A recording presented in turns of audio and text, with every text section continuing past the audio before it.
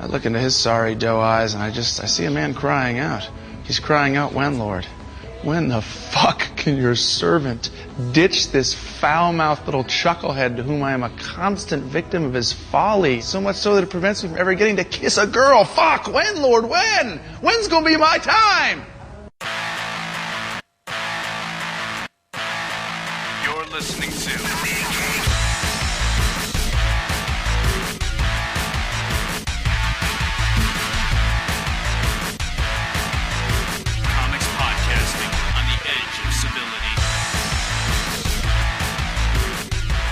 You're listening to The Mean Geek, episode 163. Do me a favor and don't ever talk about demon booty again, okay? What? I'm not. Just don't even utter those words. When dude. demons knock boots, you. That doesn't mean I got to hear about it. Demons are, in fact, constitutionally covered in getting whatever kind of ass they please. Yeah, they're notorious boot knockers. Yeah, which is fine. I just don't want to hear about it. I don't want demon boots in my face. Well, that would probably get you kicked. I'll give you that. Well, yeah, so, whatever. I'm just going to kick back for once. Really? Yeah, I'm going to relax. I'm going to kick back. I'm going to talk some fucking books. Any nerd news? News? There was a leak today about the next couple of waves of Star Wars figures. Woohoo. And I know that your number one favorite character is getting the 6-inch treatment. Chewbacca. Color me very happy. Yes. I will buy that for you. Yay! I won't even be a present. It'll just be... Just my due. Like, no Easter present, no birthday present, no Christmas. It's going to get out there, and I'm going to buy it for you, and you're just going to be Mr. Happy. I am. Are you doing another box? You know what? It's very important that you mention that. Oh, really? Yes. Because on March 5th, just a few weeks from now, we will be noting, I'm not going to say celebrating because it's us. We don't celebrate a motherfucker. We're going to be noting our 5th anniversary as a podcast. Holy shit, man. Oh, by the way, I quit. By the way, eat a dick. I meant a box of figures. What? Are you going to be getting a box of figures? What do you mean? I'm talking about podcasting. What are you going back to figures for? Well, because that's what I asked, and then you jumped. You used the segue incorrectly. Yeah. Yeah, of course I'm going to get a box of Okay, figures. that's What all are I you talking asked. about? So don't know why I that's take it we'll be doing a box of shite as well, then. Oh, yeah. Oh. And we're going to make it a particularly phenomenal box of shite, too. We're going to pull out all the crappiest crap. You still got those US ones, right? No, I don't have a US one. I have some shit that can go in there, however. You still Trust got me some on more that. kickers? You still got I some can find more- the kickers. I might have an NFL Super Pro lying around somewhere. I think that needs to go in there, man. I'm not. I know I gave you one, but I believe you got rid of that like immediately. Yes, that was probably in the first round, way back. That was a birthday present. How can you get rid of a birthday present? You know, everything's got to go. Dude, that was so great. Like, I found some guy just on the side of the road, of all things, selling comic books. And your birthday is coming up, and Commodore wife, at that time, you know, Colonel Girlfriend, was like, oh, maybe we can stop, get something for AJ. I'm like, yeah, I can help you with that. Let me take a look through these and see what I can find. You giant ass. Hey, you got a very nice... no longer remotely valuable, but Yeah. Crisis or Secret Wars out of that. Yes, I remember that. Oh, great, there's giant green maggots now. Dororro. With kind of human faces. God, that's fucking frightening. Yes. Yes, it is. I officially hate this movie. What is this thing called? Dororro. Dororro. He's Japanese. Oh my God, they all got eyes coming out their backs. Stop it. I don't like these movies. I don't know why you torment I me. can't do zombie films every week. Like, we run out. I don't even care if it's not zombie flicks, man. Just, there's got to be something else. Bad science fiction.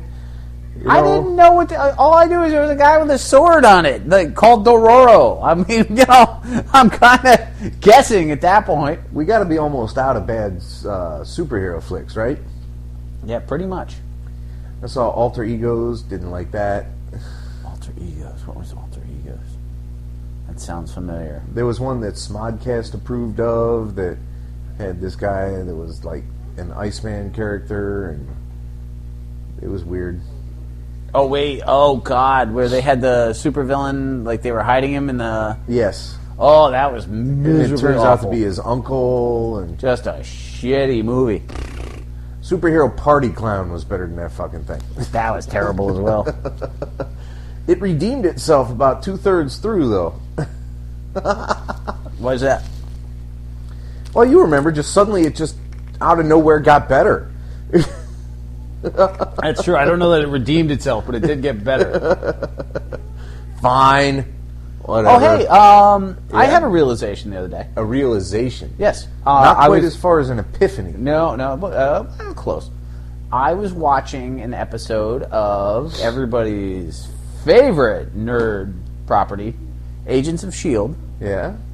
and I realized why it's so fucking mediocre. Yeah? It's a 90s comic book.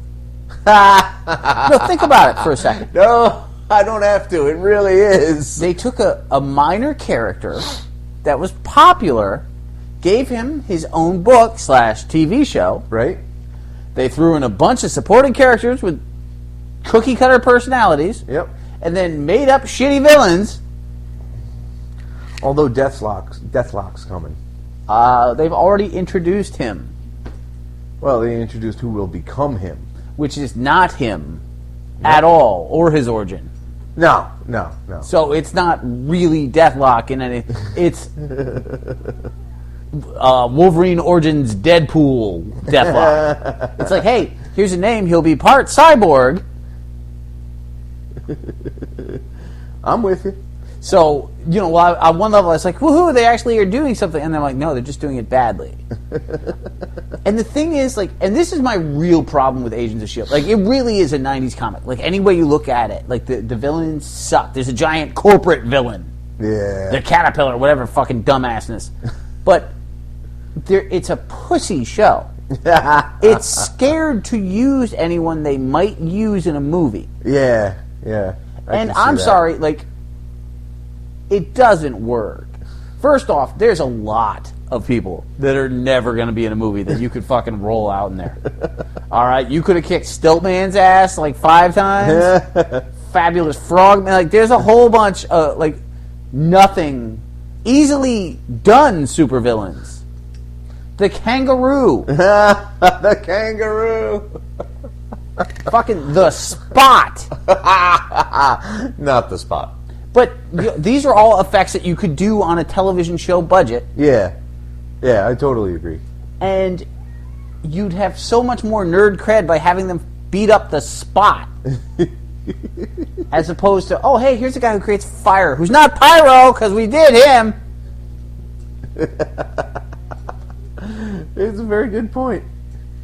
Did we talk about the continuity and expanded universe of Star Wars last time? Yes. Okay. Because that was something I'm actually quite happy with that. I'm very happy with that. But that, as an aside, I totally agree. This Agents of S.H.I.E.L.D. is a 90s comic. And that doesn't mean that it's going to be hard. It can improve. Some 90s comic books lasted. I can't think of any, but there had to have been. A couple. But the fact of the matter is, it really does follow all these horrible patterns.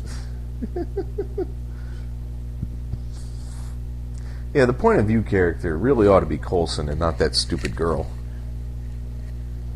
You follow me? Yeah, what, Coulson's daughter or whatever dumbass they're pushing. It's going to be something ridiculous. Daughter? A S.H.I.E.L.D. agent is somehow involved in her origin.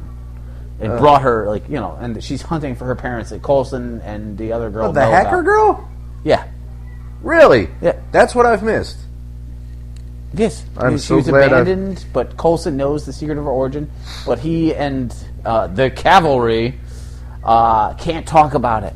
We can never tell her the truth. Really? That's how they're building up. It's a 90s comic book. Yeah. It's Cloak and Goddamn Dagger. Mach 2. Terrible. Absolutely terrible. I can't deal with that. This is why I gave it up. But you know what's coming back next month? In just a couple of weeks. Walking Dead. You know I haven't watched any of them yet? What? I saved the whole last season so I can just sit back and watch them in bulk. Walking Dead. Dead Walking Dead. Yeah, that was terrible. Listen, Yes. You want to do some books? After that, I'll do anything to make sure that doesn't happen again. Dead. We suck. So hey, Captain Midnight 4 and 5. Skyman. It occurs to me that Captain Midnight is not merely Captain America, but he's also Reed Richards. There's no subtlety to Captain Midnight. Very little at all. I'm a genius. Oh, I also banged your grandmother who looks just like you, so you know what we'll be doing. Like, it's just half our science is based on it. It's basically they're trying to do Doc Savage is what they're doing. You think? Well, or variation on that character. The Shadow, whoever you want. Like I'm ridiculously strong. I'm technologically savvy. I Yeah. fuck people up. I wear hats well. You know, whatever you want to throw at him, he does. Pretty much, yeah. All right. And the thing is, like, that 40s style, and we're going to talk about the first Doc Savage book that just came out. Yes, very soon. That 40s style thing is not translated well because people are tired of heroes who are just so much better. Yeah, there's a point there where just, all right, he knows everything. Why is anybody a threat to him? Why? He can handle these things in seconds. He can figure it out. Why is it? There's no threat there because he's just gonna. Oh well, what I'll do is I'll analyze the aperture on the side of his neck for a particular weakness, and I'll karate fucking Kirk chop him that way, and the fight will be over. So why do they exist as a villain at all, man? It's just it's kind of terrible sometimes. It's just not, it's not a bad book at all. There's some neat ideas, and like they've done some things that are kind of fun in it. This 2-issue story arc has him fighting a replacement Skyman. This is like a bad Captain America mid '80s storyline here. This is Nuke, and not even Nuke though. This is like super patriot. Like this guy wants to be like yeah. Or That's much better. Yeah, it's just this whole concept of this guy not getting it. Oh, I'm going to blow things up. Well, that's not very heroic. But duh. He does take it way too far. Because he's been taught the whole time that he's been, in the biz, so to speak, that, excessive force is the way to go with ex-Nazis. They're ex-Nazis. They don't deserve anything less than excessive force. So, and bystanders, who gives a shit about them because you're killing Nazis? And that's kind of unethical, aside from the superhero standards. I mean, that's just... If it was a normal, everyday person going, fuck a bystander, they'd be in jail. They wouldn't consider themselves a hero. No, it's... There's some neat ideas. Like, you've got 3 backup characters that they're doing. Like, you've got the girl who's a little too fucking good at everything as well. Yeah. You've got her ex-husband who's a big fan and kind of a jackass. And then you've got the really straight-laced FBI agent or CIA agent, I don't even remember. And they're developing them all to a degree, so that's good. And he's got sidekicks. So, I like 40 Styles Hero. That's how we originally got into Captain Midnight in the first place. But it's taken a bit of a left turn. This was not...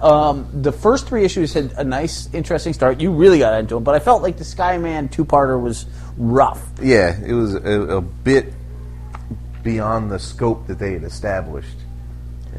And they're just... He keeps... And now he created the secret society they're looking into. Like, wait, what? Or was involved in it.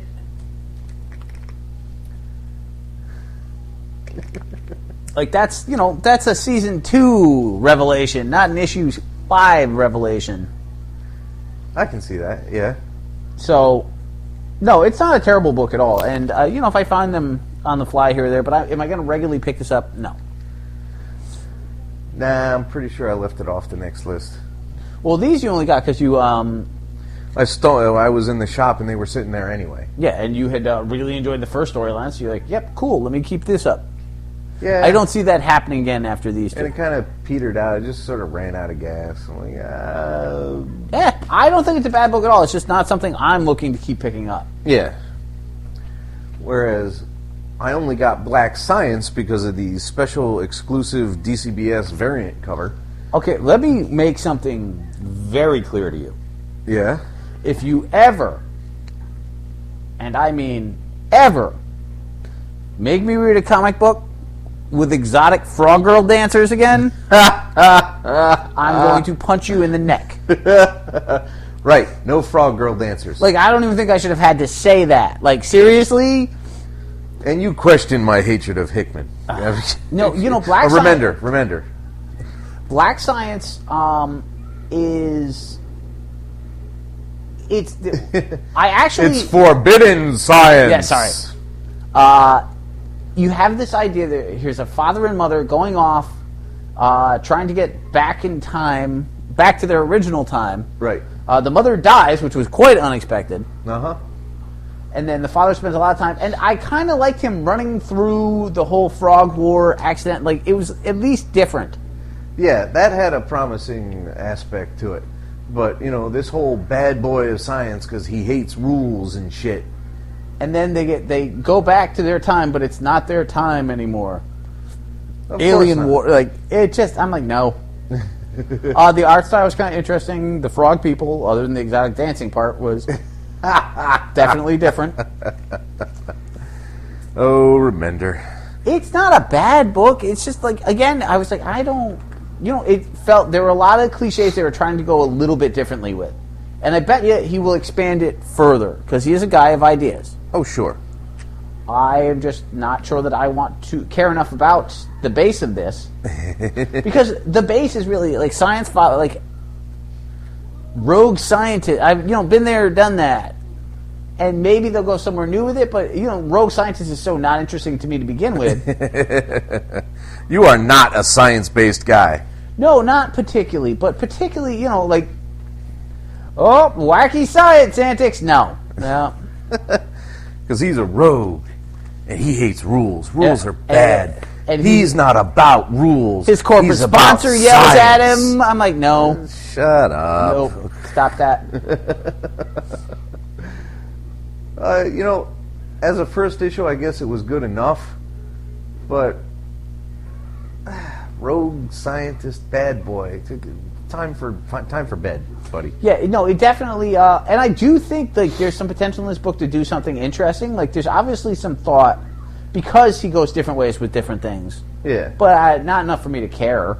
Like, it certainly didn't do enough in the first issue to be like, fuck yeah, I got to read that. I've seen a lot of bizarre Japanese fucking flicks, and this is really at the top of the list, man. I don't think this is even close to some of the crap I made you watch. Are you sure? Big Man Japan? That was at its heart just a kaiju flick. Zombie really. Ass? Zombie Ass was just gross.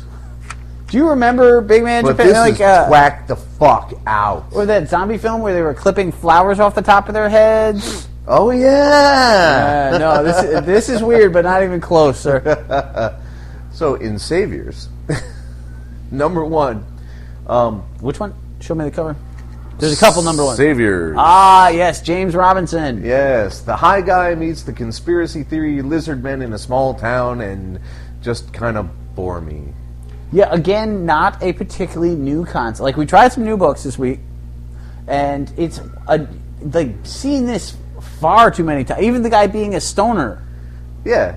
That's all over the place. That is the vaguely cool sheriff turning out to be an alien, done to death. And I really like James Robinson.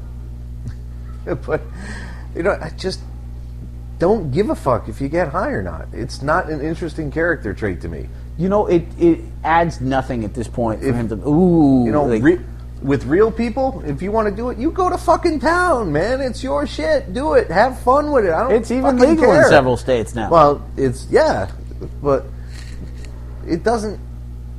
Unless I really don't see, like you said, how it adds anything to this one particular character. Because is he going to play it for comedic effect, where he gets high and just fucking kills the lizard man accidentally? I didn't get that feeling. I got the feeling it's like, well, he's just not, it's an unlikely. It's like, really, is he going to play it straight up and actually turn him into some kind of, bumble-headed hero? I think they're just going to totally drop that aspect of, like, he'll get high here or there, but he'll act completely differently. Like, I didn't get the impression that was going to add anything to the character. I got the impression that it's like, hey, cool. Look, he's not into society and authority because he smokes weed. Oh, but now something's going on and he won't be taken seriously, but he'll be heroic and be the only one who really... No, and no. Yeah, that's where I'm going. That's where I'm going. Take your fucking Shaggy versus the Space Aliens. There's a reason that there's a Scooby-Doo cartoon without Shaggy here or there, but there's never one without fucking Scooby-Doo. No one's looking for that. The Velma and Shaggy Adventures has never been a fucking thing. No one's been clamoring for that. Although I've seen several Velma cosplayers that I'd clamor for. Yes, you have. Yes. Yep. Yeah. Oh, now you remember. Yes. Okay. I have not, but you have. I remember you going, "Hey, Velma," and I'm like, "But no, with your Velma." Well, those particular Velmas. You have a slightly odd Velma fetish. No, you cannot call it that. It does not have the scope to be a fetish. I think it's slightly fetishy. It is not. Fetishy. It's preferential. Named it. It's preferential. Named it's it. not. No, you're. It's already been named. You're wrong. Doesn't matter. It's been named. Oh, get the fuck out of here. Deceivers has the cowboy criminal spy super agent, whatever the fuck he is, propositioned by a CIA agent to join them. Seems to be a bright guy with secrets kind of riff. You know what? I liked the concept of this, and let me be very clear again, never buying one of these. I thought it was kind of cool that you took two guys whose entire job is basically just know more than you and be more successful in two very different ways. Like, one just sort of goes with the flow, likes everybody, reads situations, and fucks shit up, and the other one studies very hard. It's like a CIA Oscar and Felix kind of thing. It's a dynamic we're all familiar with. Yes. I mean, and again, we're not getting any new ground here. You've got a cute agent recruiting two unlikely partners, one scruffy and amazing, and one anal retentive and almost as amazing. I'm like, really? Woohoo, blowing me away with your new ideas. Does one of them have a happy, scrappy hero pup? Like, happy, scrappy hero. And this is, And this is a lot like a lot of Marvel things the last couple of years. Like, everyone knows everything, and they can whip out any solution in a minute. Yeah, and it wasn't a terrible book. Don't get me wrong. Not by any stretch. I followed it. I enjoyed, I like how the cowboy dude read the situation and just ignored it. Like, there were clever ideas. Yeah, that was nice. That was a slight variation that brought a bit more interest to it. And I did like it was slowly revealed. Like, it wasn't like, oh, I read that as soon as you got in the car. Like, he explains how he read it much later. Yeah. And there were some fairly interesting variations on an incredibly standard idea. Like, I all set with that. So, cheap trade later, maybe? If I found that, I might pick it up. If I saw a couple of them in a dollar bin, I would consider it. Like, it's not a terrible book at all. But am I like, oh shit, I hope you got the next one? No, I am not. Like, if the next one is not in the next pile, I'm losing no sleep over this book. Hadn't figured. So it's a qualified positive. Does that sound about right? A yes. Qualified positive? They're already taking a break from Pretty Deadly with number 5. So you'll be stopping with number 5 then? That's not a bad bet. I went to go order it, and I'm like, it's not here. I'm going to ask Killy Sue herself where the fuck 5 is. Oh, we're taking a break. Back in my head, I'm thinking, whew. There's, the art is not my style, but it's pretty interesting. I think this started making a lot more sense to me this time around, though. Yeah, well, they're moving some parts of it forward, and they're revealing some things. Like, there's a lot of concept and not a lot of execution in this book. Right. And, that shouldn't be that harsh a thing to say with only a third issue, but you want a little more. There's a lot going on. Like, a lot has happened. People are all over the place, and they're bringing in multiple characters and whatnot, but I'm not overly interested in any of them. Not particularly. The rogue pretty cowboy that everybody apparently knows. Like, I'm curious what his backstory is. They've done that character well. The blind super gunfighter drives me insane. Oh, come on. The little girl with the magic fucking Don't you like eagle Zatoichi? feather. The blind swordsman. Yes, I know who Zatoichi is. I was trying to remember the name of Rutger Hauer's character and his version of it. I didn't like that one. Of course you didn't like that one. I mean, really, so Sissy, the little girl, we finally figured out her fucking name 3 issues in. The real problem developed when she burned the binders that kept Ginny, who is Death's daughter, in the spirit world. Sissy travels with the guy who I'm pretty sure is her stepfather? I think Does it's that her sound father, right? and Death is her stepfather.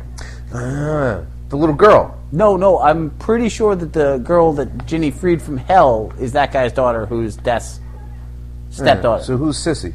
Just some kid that he took, like... Oh, God only knows, man. Like, Well, anyway, at any rate, he made a deal with Death, but he couldn't follow through on it. Yep, he had And to that's murder why a things are child. all fucked up now.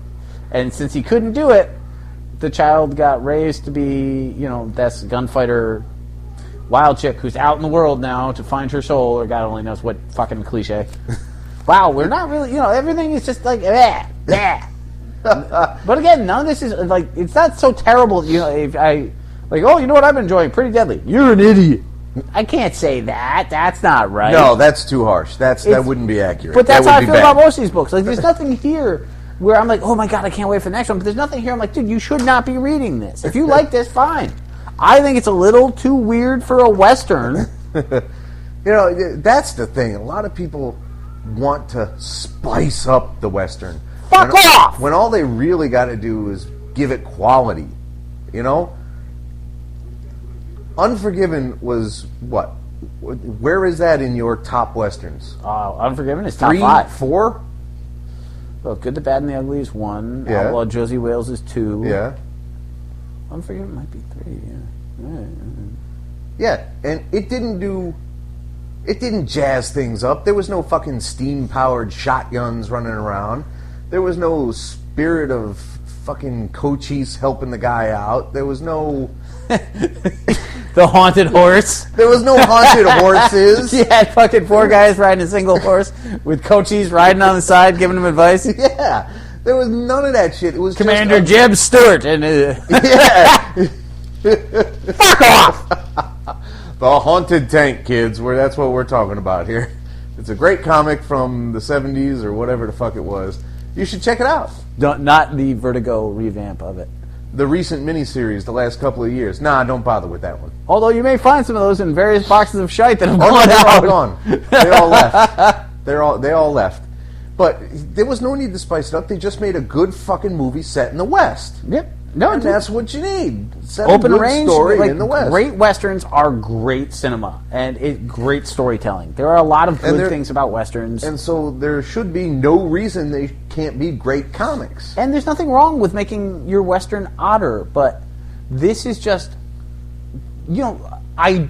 it did, and you're absolutely right. It picked up with issue 3. You're like, oh wait, this makes more sense. Yeah. It doesn't make sense, but it makes more sense than it did in 1 and 2. It makes sense in its own context. It does. But am I excited that I have to get to the 3rd issue to start understanding the basic concept?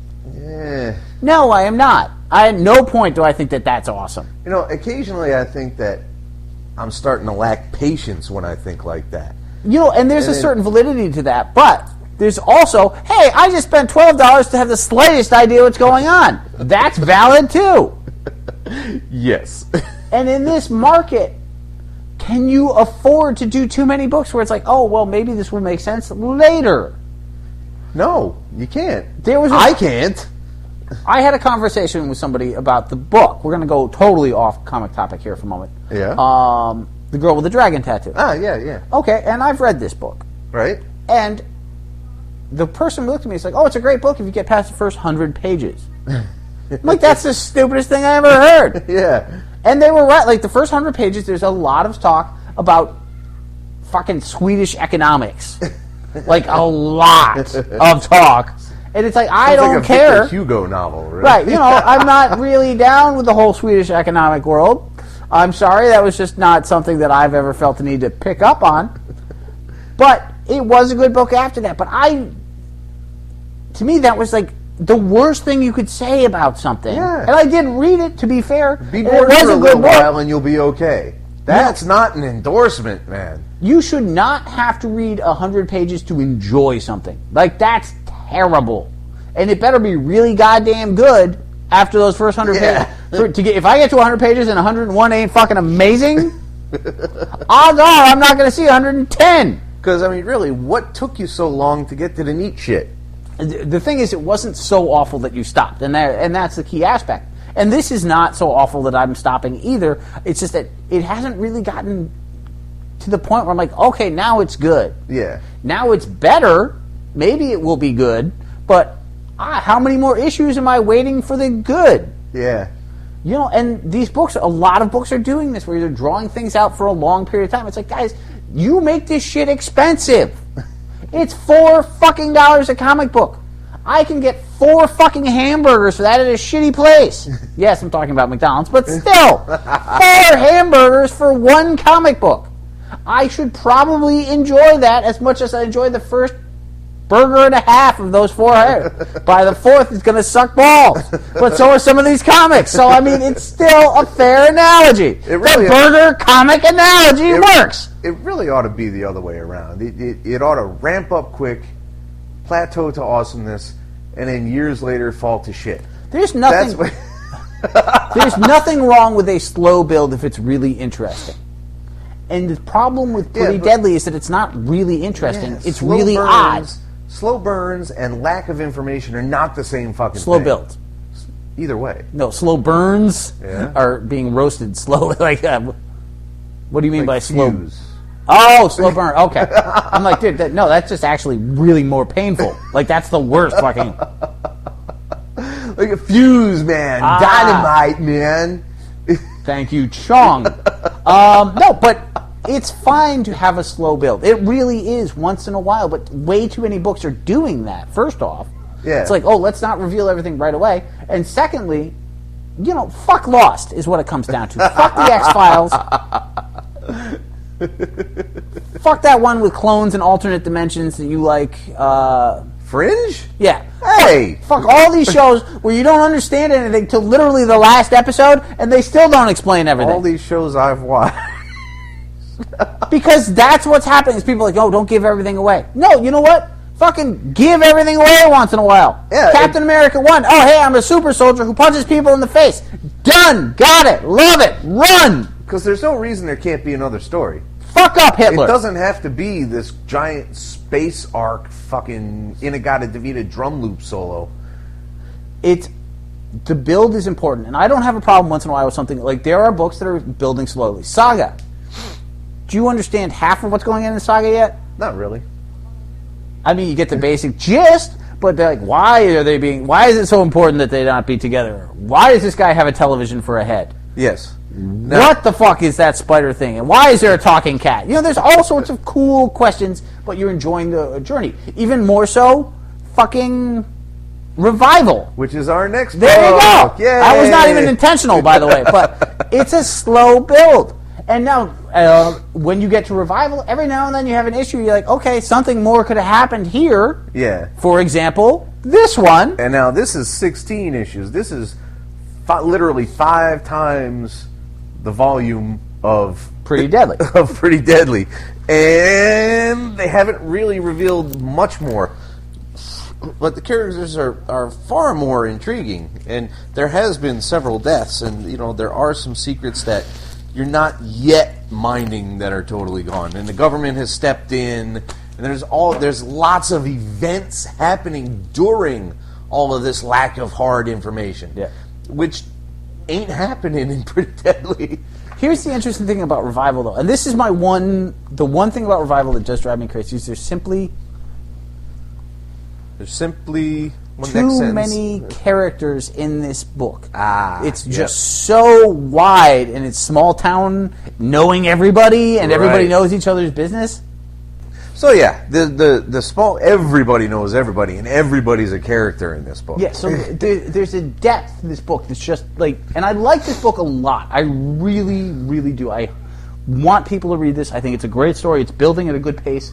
This issue, there's a lot of slower, like, future things going on. Yeah, there's a lot of setups happening. So, is this a good jumping on issue? No, not particularly.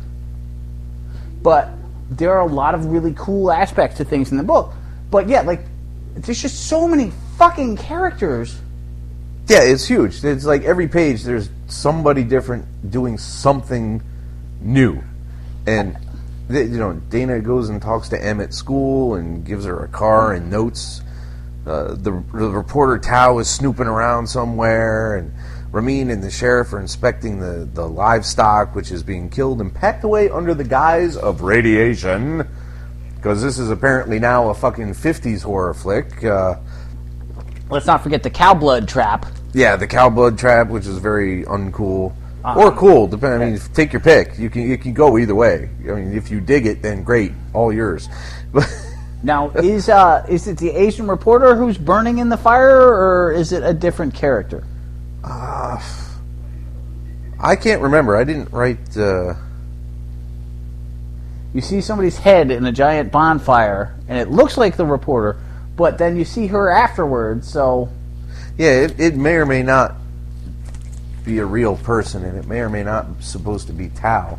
I don't know. It confused me terribly. They foil an arson who apparently,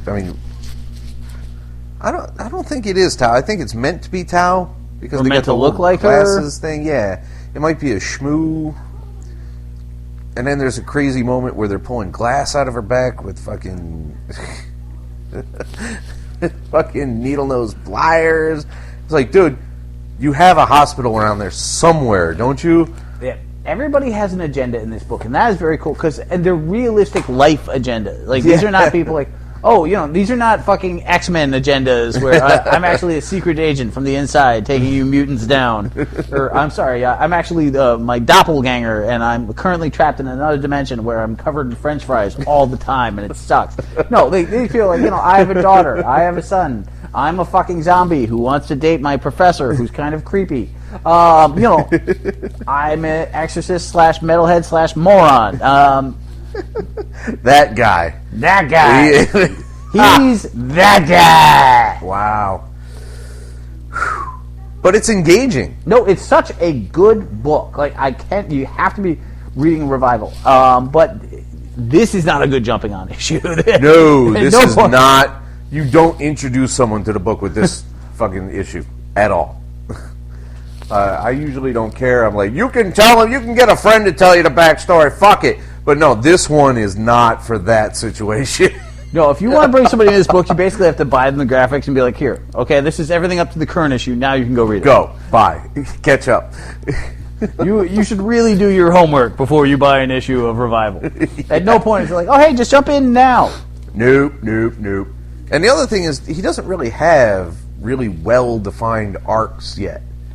No, at all. There which is should have kind been of 3 cool. distinct storylines at this point, and there ain't. There have been key stories that, like, you had the old man murderer. I don't know if I'd call them stories. Well, the old man murdering people. Yeah. Took a couple of issues. Then you had the rednecks kidnapping. Right. Took a couple of issues. That was 2 or 3. So you've had, like, one lead story, if you will, and all these backstories kind of falling behind it. But you haven't. He's not writing this book, and this is to his credit, for graphic novels. It's not written in a style like, okay, here's your 6 issues, everything ends. Here's everything starting. There's storylines starting and stopping throughout all these other issues. Which is fine, because he's keeping things actively going. And that's what a lot of other people aren't doing. Right. No, it's because people are writing to the graphic. They're writing to the merchandising. Yeah, which is irritating. So, Revival gets a huge recommendation. But this was not, like, my favorite issue of the book. Nah. There was nothing negative about it, but yeah, like, I don't need huge events, but something could have happened. We broke into something, and then we ran away. Yeah, they receive unsubtle hints, you know. Yep, there's a lot of build-up. Yeah, that's fine. I like it. Yeah, huge recommendations. Do you need a beer? You know what? No. Because I'm waking up extra early to make extra overtime tomorrow. Woohoo. So, I think 1 will be my key here.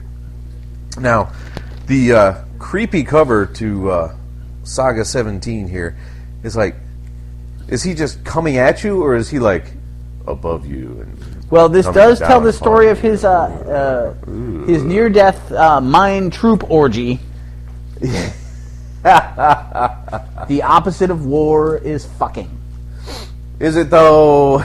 I had never particularly thought that, but that seems to be the central idea that the author is going for. Either, yeah, it does seem to be Robo's philosophy there. Well, he acknowledges that, in a near-death experience, he imagined his entire platoon banging like TV-headed bunny rabbits. And there's your title. Probably not. Banging like TV-headed... No, I'm not using that one. We got to figure something else out. So, the point is that Robo is interrogating Heist while the will bleeds out. Marco and Alana hide out because they're like, oh, they're coming, and the reporters get shot to death, which was... I thought he might let that go a little bit longer. They didn't kill the reporters. Yeah, they did. He scares them and then disappears. Oh, silenced. Yes. Yep. Yeah, silenced. But not the same as killed. Feist, however, does not end well with the retractable sword through the Cyclops eye. Right. And I did enjoy the Will and the little girl interacting where she reveals that the cat wants to eat her now. Yeah. Yeah, he reveals his near-death experience was about sex. Clara steps in. Robo shoots. Everybody dies. Yeah, there's a lot of violence. Now, again, that's a spoiler! This is such an awesome book and such a... I can't wait to go back and reread some of these and really look, there's a lot of nuance. Yeah, there's got to be a whole lot more to pick up on second and third goes. Such a great book. And that's where we'll leave that, because there's not much to add to it. Yeah, but you got to admit, you can't wait to read the next one of that one. Yeah. With Robo rebooting? Yes, I'm hoping Clara ain't really dead, because losing Pop and Mom, that ain't cool. No, not Claire. Yeah, the mom jumped in the way. Yeah, she got hit. She's not dead. She was yelling at the end. All right, this is what I get for trying to remember a month later. So, yeah. Extinction Parade number 4. Realizations, failed proselytizing, weird art, unaware vamps, one guy who sees the truth. This book took a nosedive for me with this issue. I am not a huge fan of this book. Like, I know you were really into it. And I was like, okay, well, it's at least a neat idea, vampires versus zombies, and they're going about it slowly. But really, it took the zombies years... Oh, sorry, strike that. It took the vampires years to realize the zombies weren't going to stop eating people. Yeah, that seems really stupid of the vampires. I mean, even self-involved hedonistic vampires have to be thinking about their next meal somehow. Yeah, people are getting harder and harder to find. Like, I wonder if that could mean anything. And their servants all run away because they know that the vampires aren't going to... These are the stupidest vampires ever. They are not bright vampires. They're not sparkly? No, they're definitely not sparkly. So, this book is... I like them being savage like vampires. I don't mind them being villainous. It's very gory. There are thoughts in this book. Like, Max Brooks is a good writer. He thinks things through. There are ideas here. This is a dumb idea. to try to convince yourself that vampires are so hedonistically self-involved. You said it perfectly. So much so that they don't know that fucking everyone is dying is a dumb idea. Like, oh yes, it's like, oh, here's an idea. That way, it'll be much further along when the vampires come into the understanding. Really? And then it happens because they have a Japanese vampire who's a little bit smarter? That's the big reveal? Hey, yeah. Maybe he'll galvanize the rest of them into action. Of course he will now, because now he says it, and they're like, oh, but duh! Zombies eat people! It makes so much sense now. You're competing for the food supply, asshole! It's a zombie cookbook! It's a zombie cookbook! Little red cookbook, little red cookbook. Dude, it killed me. Like, this, I was just like, I wanted to throttle the maggot. Like, I just wanted to choke it. Like, no! Dumb! Now, Doc Savage #1 has the return of the Man of Bronze in a fast-paced and simple plot. It's pretty basic. It's straightforward. Yeah, but there's a depth because they're leading to something else. Yeah. A plot to prove humanity's uncivilized nature gets stopped. Take it, Bubba. Doc Savage, the classic 40s hero, is a man of action and science with his 5 ridiculously diverse sidekicks. Ham, Monk, Rennie, Long Time, whatever. Blah, blah, blah. We have a guy who's... the big plot point is that, oh, but the radius is getting larger because he's standing on bigger buildings every time. Wow. I like Doc Savage. It does seem to push it a bit. Yeah. You know, I love that Doc Savage's first plan is, let's make helmets that will block the rays. I love this because that is a Doc Savage plan. Like, this is someone who knows who Doc Savage is. It's not like, okay, go punch him in the face. It's like, no, first we get a helmet. Because it could be dangerous, kids. Get your helmet. Dr. T.O. Morrow with today's Science Moment. Real comic book scientists do not wear helmets. Thank you. This has been your Science Moment with Dr. T.O. Morrow. Doc Savage is a thinker and a doer. And getting those two together so often, and this is the Reed Richards moment. Yeah. Because Reed Richards is a thinker who sometimes does. Right. Doc Savage does both equally well. So they did that aspect of it well. The sidekicks all have their personality points. You've got the big riding aspect, so like it's a big event, but it's also, you know, in New York, somebody's hitting them with brain rays. It's just brain rays, though. Yeah, but that's Doc Savage. Like, holy evil brain ray, Batman. That's a Doc Savage. Like, come on, what do you think he's gonna do? Like, tachyons? No, fuck no. It's gonna be a brain ray. You know what? I would much prefer just straight up brain ray than some kind of horseshit particle they just made up to sound... Midichlorians? No. Yeah. Fuck no. Doc Savage will not have any truck with a midichlorian. There's your title. Doc Savage will not have problems with midichlorians. The fact of the matter is that this is well done, but they're also... You know, he then takes the villains away to fucking wipe their brains and make them normal members of society. Which is so fucked now. Like, back then, you're like, oh, well, he doesn't kill them. He's a good person. No! No, that's not better. With his unintrusive brain surgery. I'm sorry, what? Wrong. Holy living fuck! That's not how it works. How is that a concept that nobody's been like, what the hell? No, you're not doing that. Frankie and Johnny got in trouble with the law, and then Doc Savage operated on their brain. Like, first off, Bruce Springsteen would have no career if that was a real thing. Wild kids become fucking peace-wielding zombies of science. No, absolutely fucking not. Is there a place for Doc Savage in the modern era? Sure. Do you think so? Like, I don't know. Like, they manage the Shadow, but the Shadow is basically, they're basically doing the Punisher as the Shadow.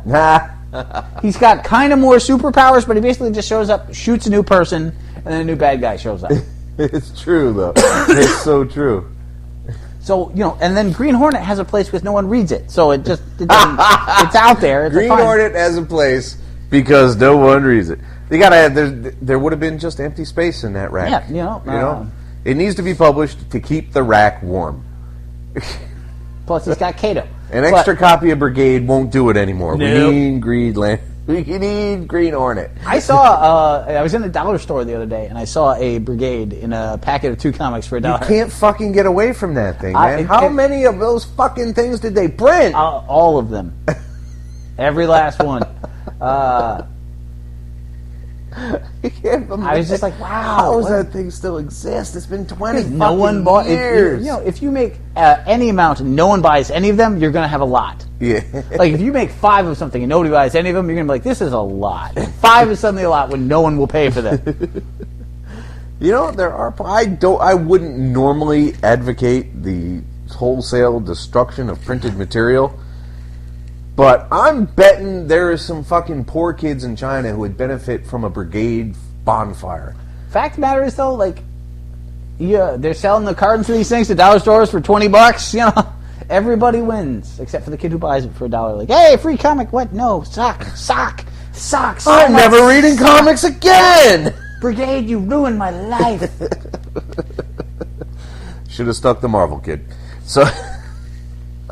Not from the dollar store, you shouldn't. Well, probably not. Because then you get Sleepwalker. But yeah, so they're hinting at the end of this that something is going to happen with what Doc Savage does to people. And it probably should. So, where will go, but can Doc Savage survive? Even the wackiness of Ham and Monk fighting all the time. And yes. Monk with his pet pig and his I'm a giant monkey. Pigs. Killing me. Is that too corny to live? I think it's too corny to get a substantial mainstream comic following. Probably, yes. You have to wonder. There are niches within niches that I think it'll probably do okay in. It was a good book. I enjoyed it. I got it.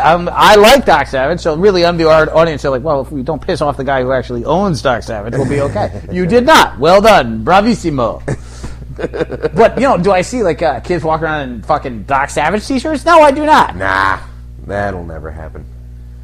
So, although some of those old school covers would have been fucking awesome t-shirts. I'd wear a shit. Maybe even this one, man. It's very, the cover's amazingly reminiscent. I have to give Alex Ross, did he? I think so, yes. Full credit for really nailing what they were going for with that. I am Sneaky Ninja. What do we got next? We got the all blowjob issue of Satellite Sam. God, that was awkward after a while. And they all say the same don't stop line. I'm like, what? Every time you turn, every fucking 4th page, somebody's getting blown in this book. For what? Shut up, you make me hot. Don't stop. Don't stop. Because you can't, Matt? You won't, you don't stop. Really, Matt? This is what you're pulling out of here? You got this fucking image thing that's totally yours and Jaken's, and you can go any fucking place with it, and the first thing you do is blowjobs. He's writing it's like I said the last time, he's writing a Chaykin book. It's not Chaykin writing a Chaykin book, it's Matt Fraction writing a Chaykin book. There's a deviance, but it's a much tamer deviance. Yeah. It's no Black Kiss. But the thing is, as much as I just want to make fun of that weird idea, what if they all do this? Oh, I can draw that. Well, of course you can draw that. What if they all just blow each other all day? They are moving this story forward, finally. And it's like, what's going to happen next? He gets a lead, and the candidate... There's a meeting with the candidate. There's all kinds of... The TV show, everything, all the stories are moving forward. We find out that the camera guy is not a huge perv. He's trying to get her for his new Ernie Kovacs-style TV show. Which is a bit of a twist, because we were sure he just wanted to bang her. Right. So there's some clever... I like the book, but I just was like... something needs to actually happen here. Like, where are you going? Who killed the dude? Why is that not the focus instead of more stuff about TV all the time? Yeah. As interesting as deals for original TV markets is, I think maybe a little more active plot. This is issue 5? This is 5. So, like, unless something really big happens in 6, like you were talking about a first graphic of which it's just nothing, there's no end in sight. Yeah. Now, I'm all for not writing to the graphic. I just made that point, but at the same time, something should resolve Yes. within the first 6. You should go somewhere. I don't think that's wrong.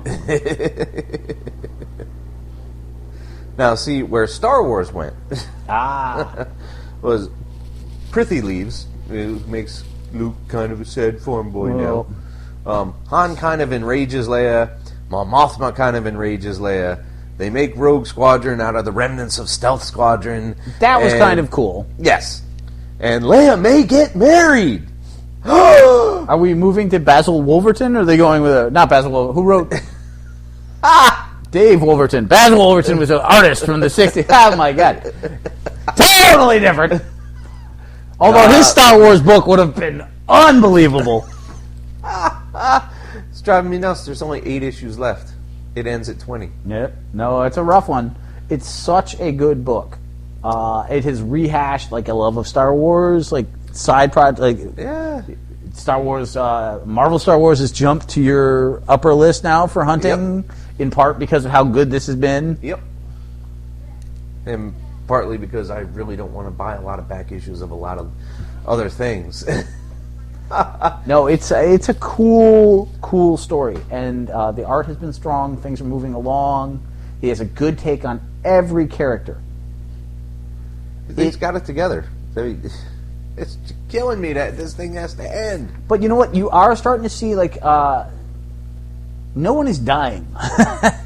Well, no, there haven't been really any set piece battles that the main characters have been involved in. So, and now Marvel Comics, when they did Star Wars, had no problem introducing a character just to fuck them up. But if you think back to the later issues at the end, where everyone kept reappearing, and so at the end you had all these characters from various backstories just showing up and hanging out, and Luke had 32 friends, and 8 of them had Jedi powers, and 1 was a giant rabbit, and they were fucking huge fat aliens, and like an 1840s style dress, and thinking puffy bunny rabbit things. Enough with the hoojibs. Yeah. Okay? Try not to remind me of the hoojibs anymore. So I don't find them any more acceptable in the Star Wars universe than power armor wearing Ewoks, okay? So, X-Wing flying, experimented on fucking Ewoks. I can't have that. Nope. I can't handle it. No. I say thee don't want to nay, know sir. that shit exists. Nay. And But, don't think it's not going to hurt when I look at the cover of the Star Wars books I'm buying and there's a giant green fucking rabbit there. I love that guy. He's a meat-eating rabbit. He makes that point all the time. What, so Chewie will accept him? You know what, hey. So Chewie doesn't chase him around like a fucking hound?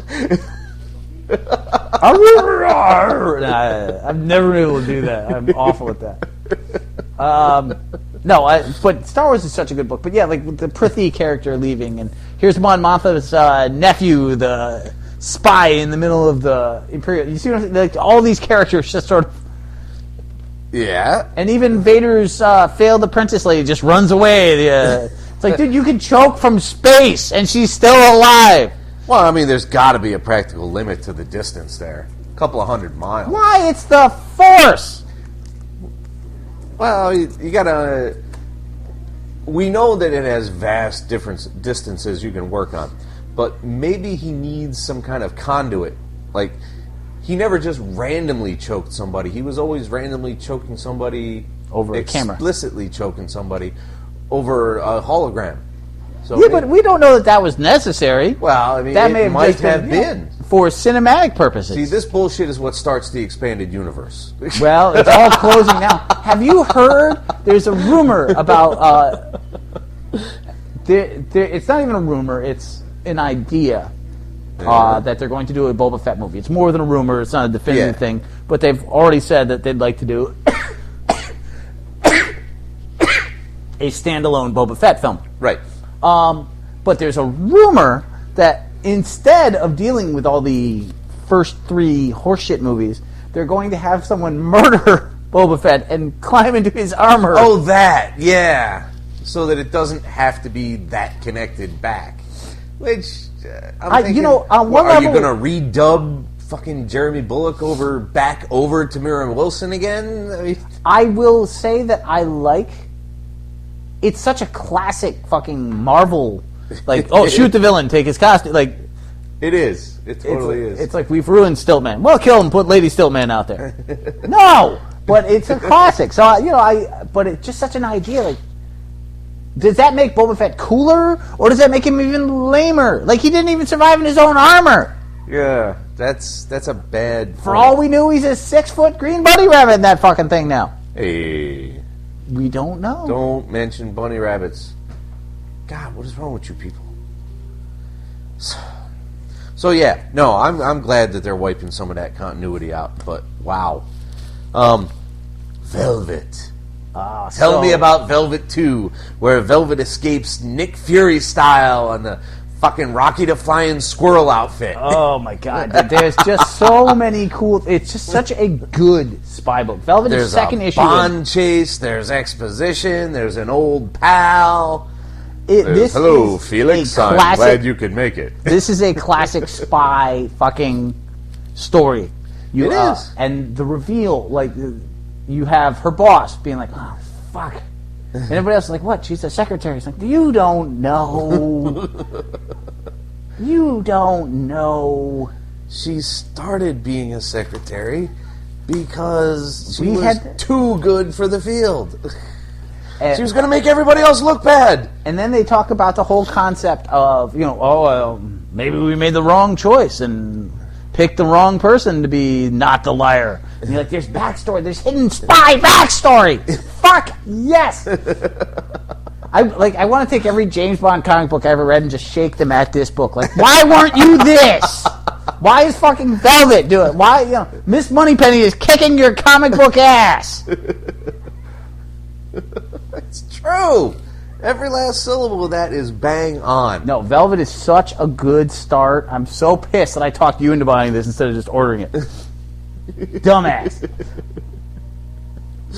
This is a must-buy graphic for me. Like, I will own this. Ed Brubaker is a phenomenal writer, and he and they're taking the cool aspects of what they did in Captain America, removing Captain America, and basically leaving S.H.I.E.L.D. and just sprinkling James Bond all over S.H.I.E.L.D.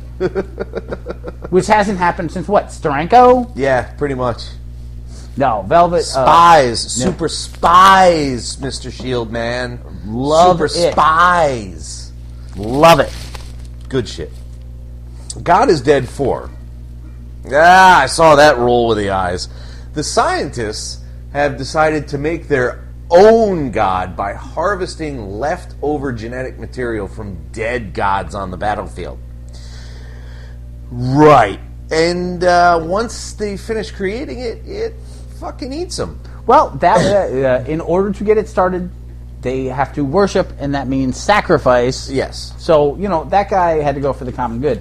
The problem is when you create something to defy a god, you don't create another god. No, you make a god killer. You make a big fucking devil. They made the devil. Yeah, that's what they ended up making. They didn't anticipate that that's what that would be. But when they looked at it, they realized, wait a minute, yeah, I guess this does make sense. Oh, fuck! And then they shoot it. A lot. And it dies.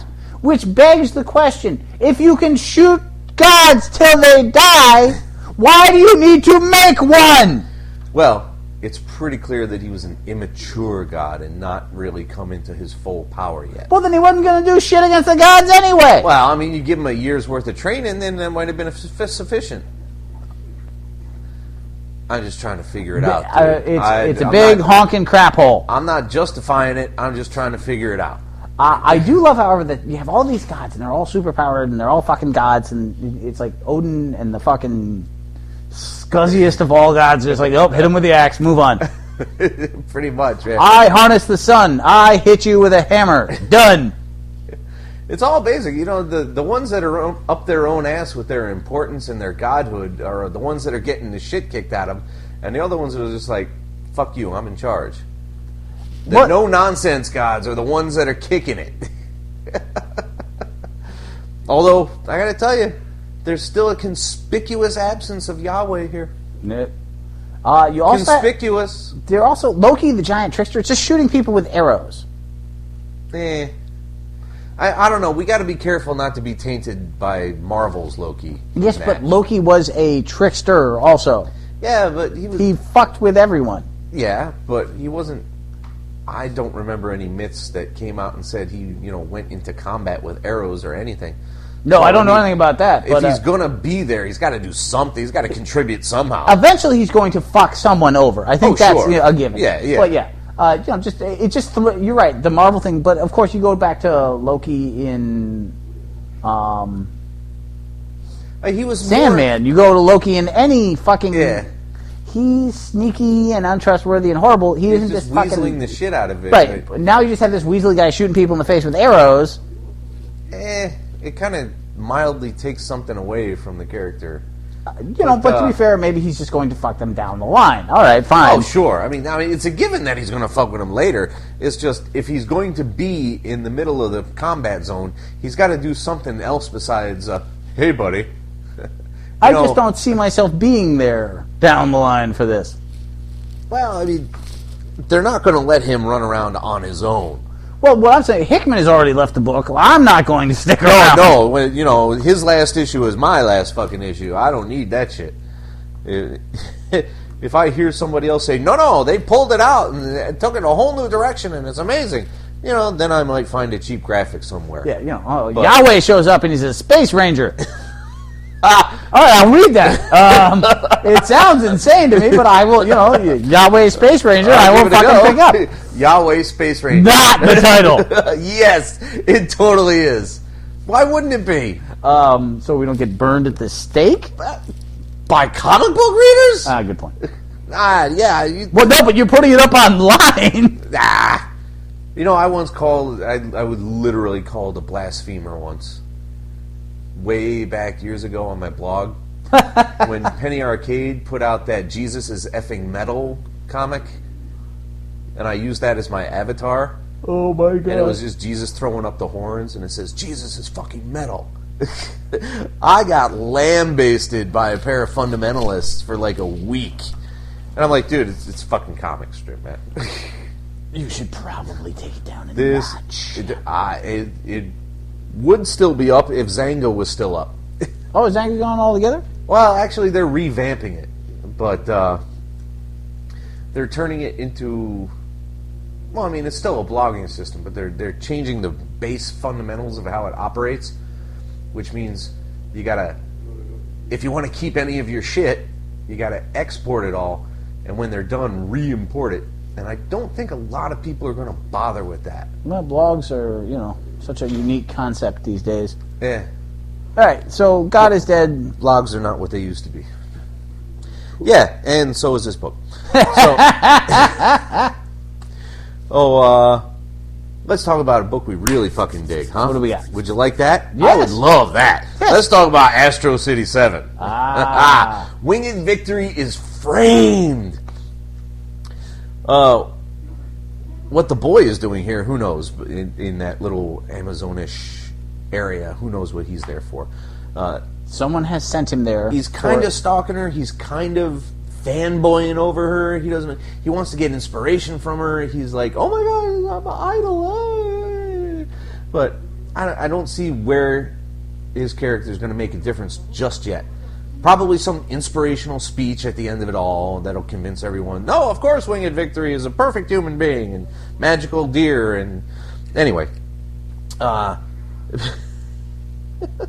speaking his engagement, I can't speak anymore. You never could.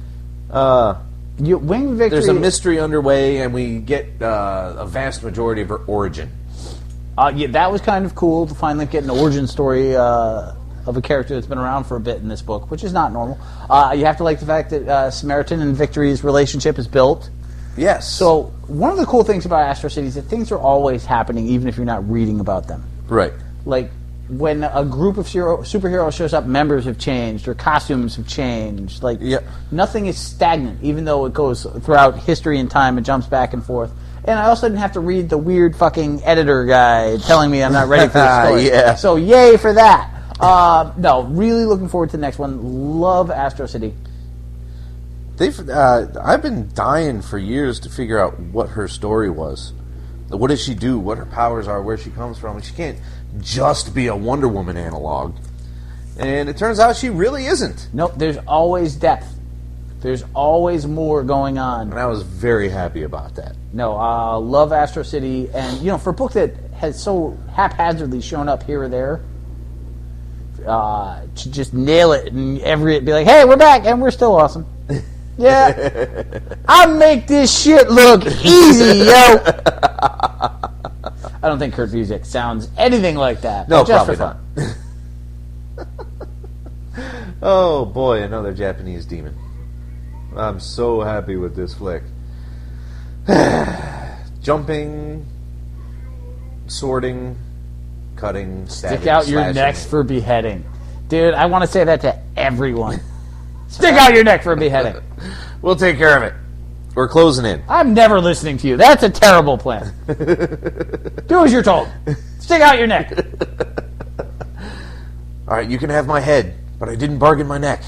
Not 1 inch of my neck. Oh, Loki. You remember that myth? Yep. Yeah, whatever. I can find a way to take that head without any neck, motherfucker. Aha. So, in The Star Wars 4, Robo-Dad gives his life. after escaping a couple of stormtrooper patrols, Skywalker and Star Killer meet up with Han Solo after doing a largely intact cantina scene. Which was kind of cool. I was like, hey! Size Noodles. No, Max Rebo. No! Swamp Thing! The Biths. Figurin Dan and the Modal Nodes. That was the band name. Han Solo is Swamp Thing. Which is creepy and weird, and those eyes kill me, and I don't like them. No, and Greedo the Freedom Fighter was pretty fucking amusing. Like, wait, no. Greedo plots first in the Star Wars. Daddy Star Killer sacrifices his life support to save the two twins and get Leia to Ofuchi. As they throw them into trash cans. Right. Well, I mean, how else are you going to hide kids? Oh, dear God, dude. I'm so excited there's only one of these. Vader and Valorum seek them through torturing locals, which finally seems like a Vaderish thing to do. Vaderish? Works for me. I mean, I'm so happy there's not going to be the Empire of... No. There's only ever one first draft, baby. And there's a reason it's a first draft. There is, man. Do you know, when I was in college, this is both smart and lazy. It's the only way to put it. I would write a paper, type it out, and then I would I would grab a pen and paper and write a second draft as the first draft, so I didn't have to go back and edit it. That is so. Now looking back, that is so fucked up. That's mildly brilliant. Actually. Yeah, and lazy and horrible. No, that's good. No, because the paper would have been better had I edited it. Well, maybe. I got B's. I wasn't failing, but I'm like, you could have done well if you had actually done the thing in the correct order. Yeah, I turned in a lot of things without drafting anything. Fair enough. And I got decent grades. Nobody knew. They're like, is this a first draft? I was like, of course it's a first draft. Doesn't it feel like a first draft? This is your final? Yes, it's perfect. Don't you see?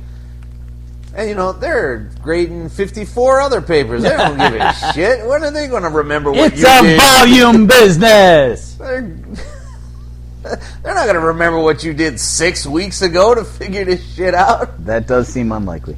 You forgot the apostrophe from the last draft. It didn't belong there in the first place. Apostrophes where they don't belong. You even read, bro? So, Hellboy in Hell, number 5, the last one, The 3 Gold Whips. there is a bargain and a betrayal. What? My problem, the 3 gold whips, all I could do is think about John Candy and the fucking Blues Brothers. Gold whip, 3 gold whips. I could not stop thinking about that. Like, come on! That's hilarious. I didn't catch that. I didn't make that connection, but that's good. So there was a bargain and a betrayal, and frankly, I don't remember how each one came about. Basically, 3 soldiers sold their soul for gold, and one of them runs into Hellboy, and to save his soul, he has to find out what the devil is going to offer him for food and drink. Yes. If he can't say what it is, he will die. He will lose his soul. I think he's dying no matter what. So, somehow, the grandmother of the demon agrees to keep them in the skull ashtray she has so they can hear while she gets the description, which seems ridiculously, like, not only is that a demon helping you, it's his grandmother fucking him over. Which I guess, saying it out loud is demony, but just... it was so convoluted. What? And meanwhile, and the grandmother's like, let me show me the hand that killed the devil. Suddenly, Hellboy's other hand is a more popular hand for the first time ever. Whoa! Moving on up, storylines with both hands, people. I'm juggling. No. Holy shit! Did you find I'm juggling? Did you find you're reading this and you're like, first off, this is really late. Like, this has been a while. Super late, man. This is like 5 fucking months late. And then secondly, like, where did this go? What is the point of him being in it? Like, so he can save this man's soul? That's how we're closing this out? That's the whole shebang?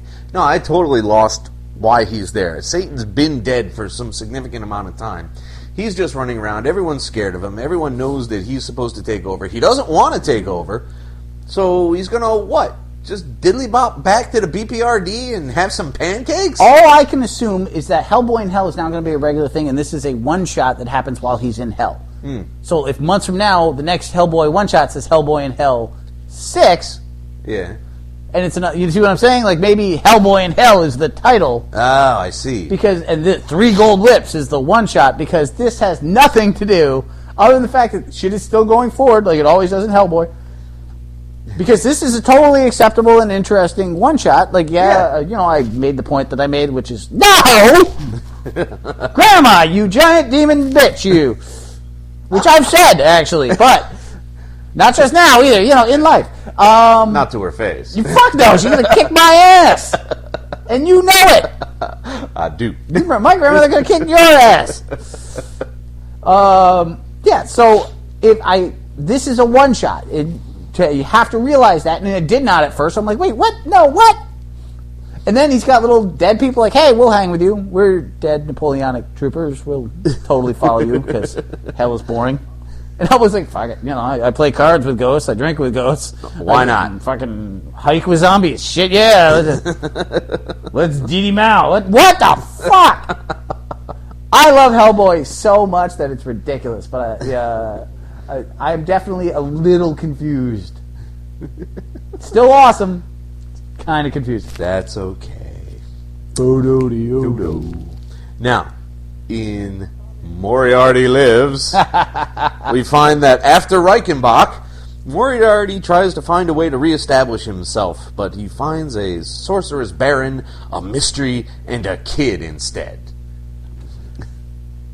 I mean, it's interesting. I love that, if you've read Sherlock Holmes fakes his death and then climbs back down the mountain. Moriarty falls off a fucking cliff and lives floating in the water without any real injury. Wait, what? That seems unlikely. And then immediately goes into a bar with the world's hottest barmaid and adopts her son because a sorcerer is coming who kills her by throwing her into a giant moose head. Well, it doesn't help that it doesn't hurt at all that the barmaid is this incredibly amazing, like, Swedish buxom chick. So I'm pretty sure that Mr. Englishman would be like, whoa, hey, I will help you, as a matter of fact. Sorcery, I've always had a thing for that because I'm an evil genius.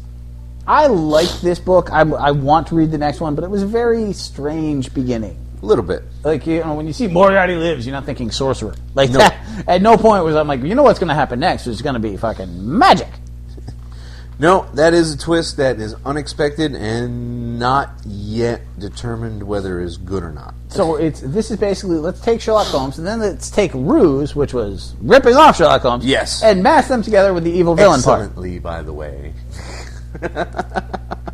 But no, I totally enjoyed this. Apparently there was a Sherlock Holmes book that they did that I totally missed, so I'm a little irked by that a couple years back.